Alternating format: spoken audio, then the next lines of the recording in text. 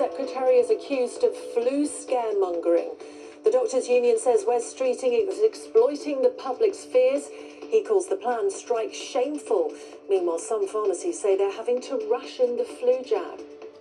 We've had to turn away a lot of customers who have been ringing around multiple pharmacies and saying we can't get the flu vaccine anywhere. Also tonight, the King is deeply touched by the positive reaction to his cancer recovery. Andrew Mountbatten Windsor will not face police action over claims he asked his bodyguard to investigate Virginia Giuffre. And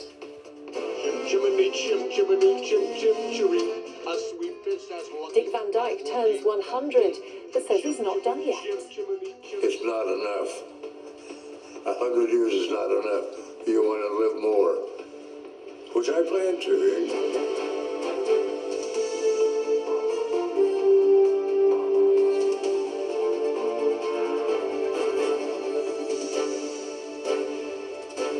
This is ITV News with Yasmin Bodalbhai.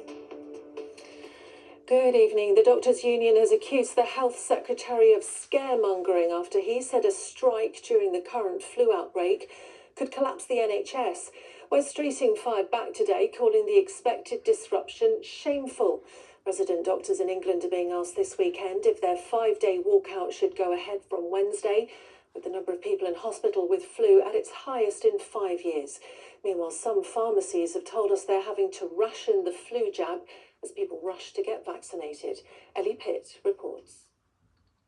Can I ask what made you come in today to get the flu vaccine? I just know a lot of people have got the flu recently, so I'm just trying to be safe. This is one of the few flu vaccines this pharmacy in East London gave out today. There's more on the way, but they've had to ration their jabs and find a new supplier after their usual provider ran out. We've had to turn away a lot of customers who have been ringing around multiple pharmacies and saying we can't get the flu vaccine anywhere. And I don't think the suppliers have been able to meet that demand because they weren't expecting such a surge at this time of the year. As the reoccurring nightmare of winter pressures on the NHS kicks in, corridor care in hospitals has become normal, according to the Doctors' Union. The number of patients admitted with flu is the highest it's been in 5 years. But one charity believes seasonal patient overcrowding could be avoided if there was better basic care for those with lung conditions. The number one cause of emergency admissions in hospitals are respiratory conditions, and a good chunk of them are people with existing respiratory conditions who are not getting the treatment and support to well manage those conditions. So if we did get that basic care in place, then that could minimise the number of people who are going to hospital with unnecessary exacerbations of those conditions. Fix our pay! Come on, Wes! Meanwhile, doctors vote this weekend on whether to strike or accept a deal in their ongoing pay row with the government. The Health Secretary has accused them of making the impact of flu season dangerous by threatening to walk out. There's officially no national shortage of jabs, but all day customers have been calling, wanting to know if they can get one. If they can, experts suggest it will help bring down cases. Then pharmacies could stop patients reaching hospital. Ellie Pitt, ITV News. Well, our political correspondent Tom Sheldrick is here. And Tom, the surge in flu case is not just affecting hospitals and vaccine demand, but there's this bitter row over whether it should affect next week's planned residents' doctors' strike as well. That's right, Yasmin. Today, the Doctors' Union have accused the Health Secretary of scaremongering over his warnings that strikes now could cause the NHS to collapse. The British Medical Association say Wes Streeting has taken a cruel and calculated approach and made a poor offer to them. The Department of Health have responded, insisting he's listened to concerns and worked constructively to put forward an improved offer. And Mr Streeting himself has doubled down today, posting on social media that strikes will certainly disrupt operations, and it's shameful that BMA leaders treat that so lightly. So yes, it is particularly bitter at the top of this dispute, but we'll find out on Monday if resident doctors themselves, BMA members, have voted to settle it or to walk out from Wednesday. OK, Tom, for now, thank you. A cancer screening website has seen a surge in visits since the King urged people to find out what checks that they're eligible for. In a deeply personal message, King Charles said his own cancer treatment will be reduced next year thanks to early diagnosis. But he said that he's troubled that millions of people are not taking up the screening they're entitled to. Will Tullis has more. At this time last night, the nation was just taking in the good news about the King's health. That early diagnosis had led to significant improvement. 24 hours on, more than 100,000 people have now used the special website the King urged them to visit to check what screenings they are eligible for. This is why I'm so encouraged to learn about the new national screening checker that is available online. This simple tool allows you to check whether you are eligible for breast, bowel or cervical cancer screening. It demystifies the process, answers your questions and guides you towards taking that crucial step. What is cancer screening? The screening checker is a collaboration between Stand Up to Cancer and Cancer Research UK. It received a surge of activity after the King's message aired last night. Tonight, the palace said His Majesty will be greatly encouraged and deeply touched by the very positive reaction his message has generated. And the King's friend, Jonathan Dimbleby, who chairs a cancer charity in memory of his own father, says he's not surprised it is already having a big impact. If they listen to his message, and I think they will, simply because of his, as it were, pulling power, I think he will be responsible, along with an amazing medical profession, for saving thousands of lives. And I think it takes a lot of courage and guts to do it. And it is certainly unique. To my knowledge, no one's ever done it before. And I think partly for that reason it will have a unique impact. This evening, the Princess of Wales continued the royal support for those living with the disease. Kate visited a charity garden for the hospital where she was treated for her own cancer. And in a message, she called every sponsored flower an illumination of shared love, remembrance and hope. Will Tullis, ITV News. The family of Virginia Giuffre, the woman who Andrew Mountbatten Windsor denies abusing as a teenager, so they're deeply disappointed that the Met Police has decided not to launch a criminal investigation into the latest allegation against the former prince. The Mail on Sunday claimed the former Duke of York asked his taxpayer-funded bodyguard to investigate Ms Giuffre in 2011.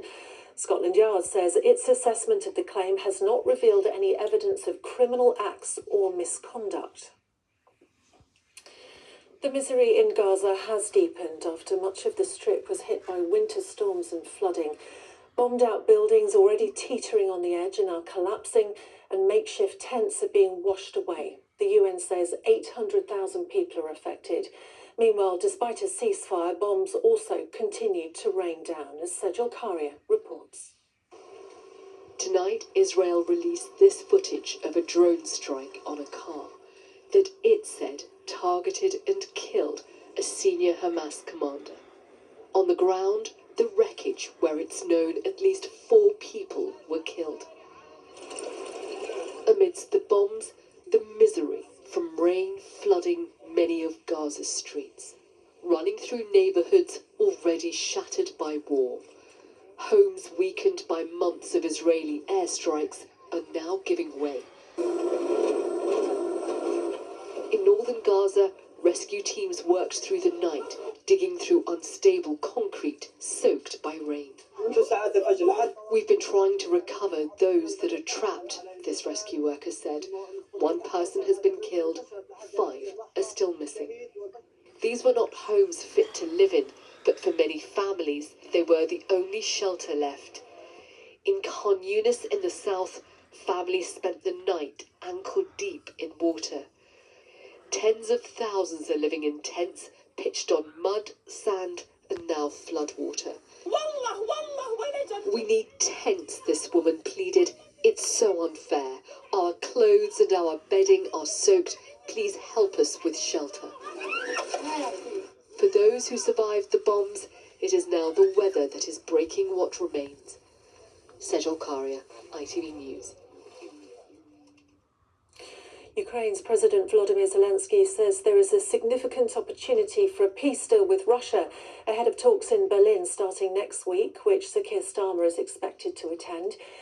But Russian strikes on Ukraine continue, the latest today on energy facilities in the Odessa region, leaving 1 million households without power.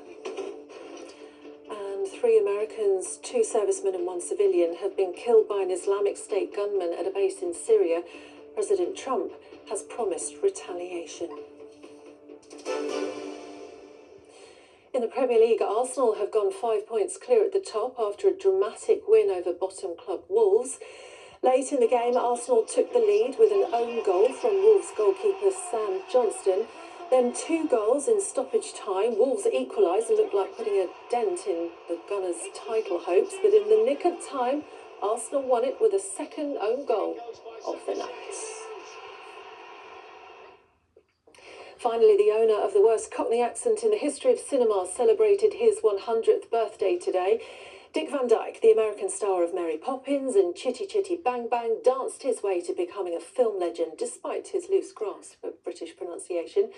All with a twinkle in his eye that he says first appeared 95 years ago and still hasn't gone away. Here's Charlie Frost.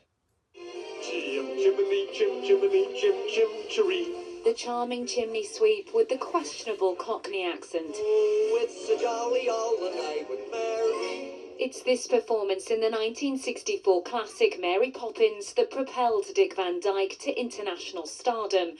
But it was much earlier in a nativity that it all started. I was the baby Jesus. I was probably 4 or 5 years old. I made some kind of crack. I don't know what I said, but it broke the congregation up.